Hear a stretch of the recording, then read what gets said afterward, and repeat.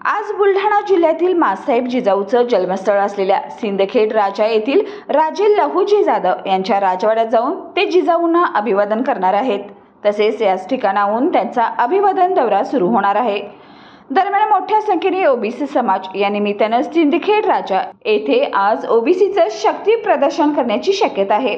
दरम्यान गेल्या काही दिवसापासून भाजपच्या नेत्या पंकजा मुंडे यांना राज्यसभेवर पाठवलं जाणार असल्याच्या चर्चांना उधाण आलं आहे।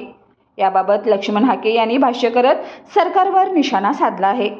पंकजा मुंडे या कायद्याच्या सभागृहात असल्या पाहिजेत, मात्र त्यासाठी आम्हाला कोणीही दान म्हणून ते करू नका, दया दाखवू नका, तो आमचा हक्क आहे। इथल्या तरुणांच्या त्या भावना आहेत।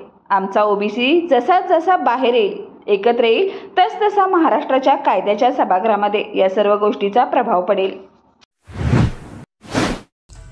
जबाबदारीचे ठेवून भान काम केले दमदार, साऱ्यांच्या तोंडी आता राजू बाबाच पुन्हा आमदार।